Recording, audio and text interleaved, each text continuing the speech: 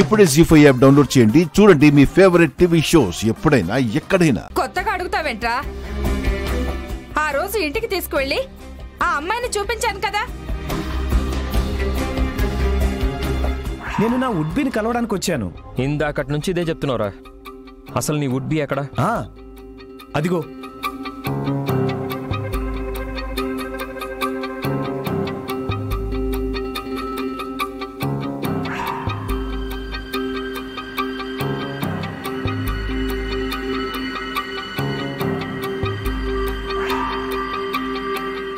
రామలక్ష్మితో వీడికి పెళ్లి ఖాయమైందా? నేను తను అనుకోలేదే. రేయ్, నీకన్నీ తెలుసు కదరా. తెలిసే రామలక్ష్మి వెంట పడుతున్నావు. ఈరోజు ఏమీ తెలియనట్టు మా ముందు నాటకాలు ఆడుతున్నావు.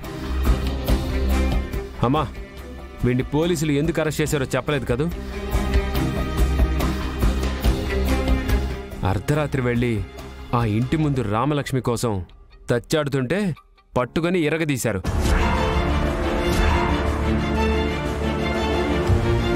చివరికి నేనే వీడిని విడిపించుకొని తీసుకురావాల్సి వచ్చింది. తమ్ముడికి కాబోయే భార్యని తెలిసి ఆ అమ్మాయి చుట్టూ నువ్వు తిరగడం ఏంట్రా? తప్పు కాదు. నిజంగా రామలక్ష్మికి వీడికి సంబంధం ఖాయమైందని నాకు తెలీదు.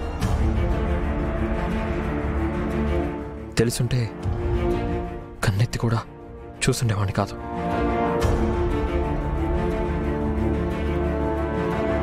నాన్న, నువ్వైనా నాకు చెప్పచ్చు కదా.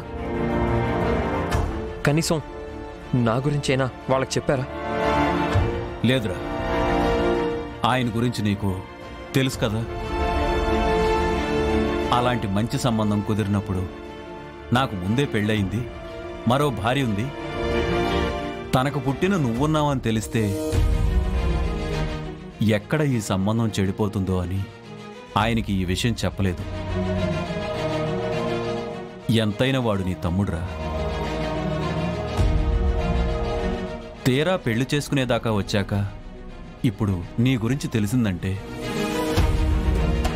రఘురామ్ గారు ఈ పెళ్లికి ఒప్పుకోరు. అందుకే మేమే కాదు, నువ్వు కూడా ఎక్కడ ఎవరికీ చెప్పొద్దు.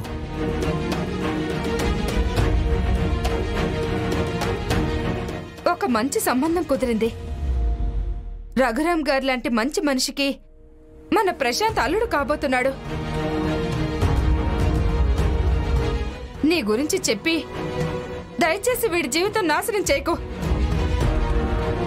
నీకు దండం పెడతాను. తండ్రిగా నిన్నెప్పుడూ ఏ సహాయం అడగలేదు. ఈ ఒక్క సహాయం మాత్రం చేయరా.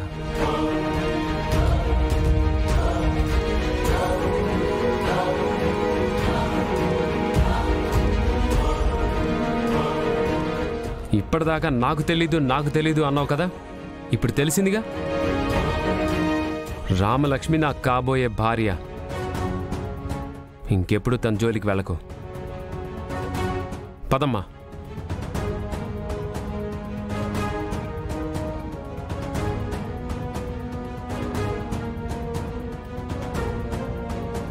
జీ5 యాప్ డౌన్లోడ్ చేసి అన్ని ఎపిసోడ్స్ పూర్తి ఉచితంగా చూడండి.